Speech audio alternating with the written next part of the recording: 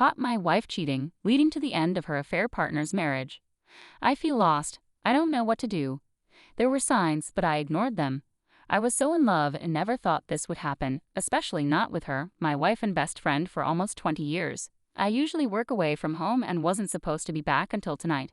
We planned a 2-day trip starting tomorrow to have some time alone since we've been busy with family and friends this summer. But yesterday afternoon, I came back early and saw a strange truck in the driveway. My neighbor mentioned a new truck recently, but I didn't pay much attention. When I saw it, a bad feeling hit me hard. I trust my wife completely, but the feeling wouldn't go away. I sneaked to our bedroom window, which was open, and heard them. When I peeked in, my worst fear came true. They were naked on our bed. I couldn't bear it. I've been fighting the urge to do something I'll regret. I don't even care about myself anymore. I spent the night at my family's cabin and drank a lot. Today, I was heading back home to confront her, but I changed my mind on the way. I'm not ready. All I feel is anger. All I can think about is violence. I'm not in a good place to see her right now. I'm back at the cabin with 60 ounces of rum, just staring at it.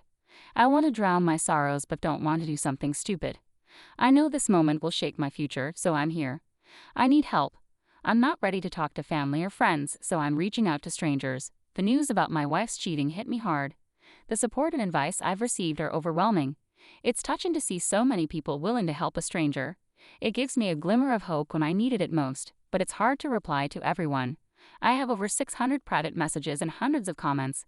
I want to thank each person individually, but it'll take time. So for now, a big thank you to everyone for your kind words and guidance. It means a lot to me. I've noticed some recurring questions and comments, so I wanted to provide some clarification along with a minor update. I'm feeling a lot better today. The pain has mostly faded. I still feel a bit shaken, but I'm starting to look ahead. It's only been 2 days, so it seems strange to me. Is this just a calm before the storm, or am I unusually resilient? Regarding the roles my wife played in my life, when I said wife and best friend, I meant those were the 2 significant roles she had. The other guy involved wasn't my best friend or someone I knew. I didn't get a good look at him, but based on a quick glance and his vehicle, I don't think he's someone familiar. We don't have kids yet, but we were planning to have them soon. We recently sold our house and are scheduled to move closer to my job in September when the new owners take over. I'll thank my neighbor, but subtly, like he did for me. Many people have been asking about the signs I mentioned overlooking. Here are a few. She was texting unusually late at night, going for drinks with friends after work regularly, which was unlike her, but I was happy she was socializing. She attended yoga once a week, supposedly not paying because a coworker was the instructor and she helped with setup and cleanup. I also found it odd that she seemed inflexible for someone who attended yoga. Regarding the unknown caller hang-ups, we often answer each other's phones if one of us is closer. Several times there were hang-ups from unknown callers when I answered. While we get a lot of spam calls, it's rare to have a hang-up. This update is a work in progress and I appreciate everyone's support and understanding. When my brother arrived, we had a heart-to-heart. He's my true best friend, always there for me without judgment, just as I am for him. He sets the standard for true friendship, even if we have our occasional fights. Since I was supposed to be home last night, I decided to reply to my wife's text. I'm not allowed to have my phone on site, so it seemed reasonable to only be texting her. She knows I can sneak in some texts. I messaged her saying I had to visit one of my company's remote sites and wouldn't be able to call her until the weekend's end. I mentioned canceling all our reservations and rebooking later. She suggested taking her best friend with her to the romantic bed and breakfast on a vineyard that I booked. I knew it wasn't the best friend she meant, so I told her I already gave the reservation to my brother and his wife since it was non-refundable, and they pay me back later. This morning I canceled all reservations except the romantic one. My brother is coming with me. Fortunately, the hotel allowed us to switch from the honeymoon suite to a room with 2 beds. There's also a beautiful lake nearby with boat rentals, so this has turned into a long overdue fishing trip with my brother. It's a weekend of freedom for me. I don't have to contact or talk to her for a few days, which relieves some stress and gives me more time to think. Right now, I'm leaning towards getting a divorce. I can't see it any other way. My brother supports this decision but has asked me to take a few weeks and speak to someone. His wife knows a couples counselor who's willing to talk to me on Monday. I don't think it'll change my mind, but it might help untangle some of this mess. I'm also taking advice from here and starting to talk to lawyers, at least to prepare for what I think is inevitable. I want to handle this properly. I never thought she'd try to hurt me, but I also never expected her to cheat, so I think I need to be ready for anything. Thanks again, everyone. I'll try to make the most of my weekend. Update 2. My wife's cheating has turned my world upside down in the past few days. Let's start with the less important stuff. My brother, Matt, and I drove nearly 5 hours to the B&B on the Vineyard. I really appreciate his support during this time. It was more of a venting session than anything, but it really helped clear my head. After spending most of the drive pouring my heart out to him, I just wanted a little alone time while he wanted to go out for dinner. I stayed in the room and he brought me back some food. He also managed to rent a boat for the next day. On Saturday, we went fishing. The owner of the B&B knew about our plans and kindly packed us a small cooler of food and drinks, making the romantic package more suitable for two brothers. It was a nice gesture. Fishing wasn't great. We both caught a couple of trout that we had to release due to their size, so the snacks from the B&B came in handy. We stopped fishing in the mid-afternoon and then drove around to vineyards and fruit stands, buying food and cases of wine for Matt's wife, Jen. That night, we treated ourselves to the best tomahawk steak we could find. On Sunday, we drove back to Matt's place, which is about an hour away from mine. When we arrived, Jen was there, and we all sat down and cracked open a bottle of white wine we had chilling in the cooler. This marked the end of the weekend for me. Jen informed me that while we were away, she decided to spy on my wife. She told me that the guy was at my place on Friday night, all night, but on Saturday morning she managed to get there just as he was leaving. She followed him home and found the apartment where he lived. My wife stayed over at his place on Saturday night, the same time she was sending me text messages saying she loves me and misses me. Jen said she was splitting her time between visiting family in my town and keeping an eye on my wife. She happened to catch my wife leaving his apartment on Sunday morning and took a few pics of them hugging and kissing before she got into her car. I don't want to see the pictures. That pretty much confirmed everything for me. I don't think I could ever trust her again if she can switch between telling me she loves me and being with someone else so easily. Still, I've decided not to make any rash decisions based on emotions. I need to stay calm and level-headed. That's when Jen told me that Sharon was coming over for dinner. Sharon is the counselor Jen set me up with an appointment for. Just to clarify, Sharon has never met my wife, and this was my first time meeting her as well.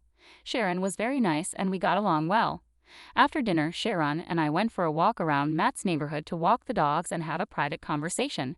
Sharon was a great listener and made me feel like I could open up without holding back. It was therapeutic to express my feelings as freely as I do with my brother. It was different and much needed. It's similar to why I find writing on Reddit helpful. It's a way to vent and untangle the mess in my head. Our walk lasted an hour and the main advice Sharon gave me was not to delay the conversation with my wife. She emphasized that the longer I wait, the harder it will be to address this issue. Sharon stressed the importance of seeking clarity, and she pointed out that my wife is the only one who can provide that at this point. Later that night, Matt and Jen offered me a place to stay for as long as I needed. Knowing that Matt and I have a limit to how much time we can spend together in close quarters, I arranged with my boss to stay in company housing full-time for a few months if necessary. I've been staying there every second week already, but now I can stay continuously. I decided to reschedule with Sharon for later this week since our walk served as a sort of initial session. She agreed. I spent Sunday night lying in bed, pondering how to approach the situation. Even imagining the conversation made me feel a mix of anger and sadness. I decided to trust my ability to handle pressure and just wing it. Yesterday, I said goodbye to Matt and Jen and drove towards home, wondering if he would be there when I arrived. I realized that encountering him might reignite the anger I felt a few days ago. So I opted for a drive-by first. Neither his truck nor my wife's car was there. I went inside and gathered some essentials and items I didn't want to part with, mostly photos and old family heirlooms. I packed up everything in my truck and headed to the guy's apartment. Her car wasn't there, but his truck was. I called her to ask where she was, and she said she was getting groceries. I trusted her so little at that moment that I drove by the grocery store to confirm she was there. It feels awful admitting that I did that, but my trust has been shattered, and it's the only way I can be sure of anything. I messaged her again, telling her to come home because we needed to talk. She replied, "What's wrong?" I simply told her she needed to be ready to be honest and then turned off my phone. She arrived home 15 minutes later. When she came in, she approached me for a hug and a kiss as usual, but I turned away. She asked again what was wrong, so I told her she needed to start being honest with me. She played dumb and claimed she had no idea what I was talking about. I decided to start with something small. Me, if you weren't going to yoga, then where were you going? Her, I was taking walks to relax because I've been so stressed lately. Me, why were you so stressed, and why did you lie to me about what you were doing? Her, preparing for the move has been stressing me out, and I just didn't know how to tell you. Me, so lying was your decision.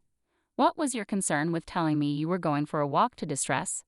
Her, I didn't mean to lie. I was worried that my stress would add to your stress. Me, but I'm not stressed. It really seems like you're not telling me everything. Her, what do you mean? Me? I think you're lying about more than just skipping yoga. I'm asking you again to be honest. You've already lied to me, so this can't work if you keep lying. Her, I don't know what else to say.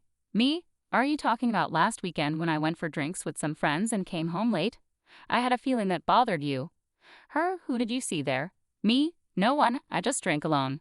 Her, maybe I have a problem. Me? Maybe we'll talk about that later. Last chance, be honest or I'm leaving.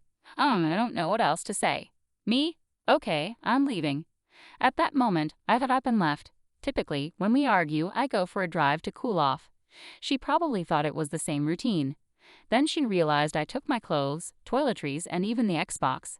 That's when she started blowing up my phone. I told her I gave her a chance to be honest, and since she didn't, there's nothing left to say. She begged and pleaded for me to come home so we could talk about it in person.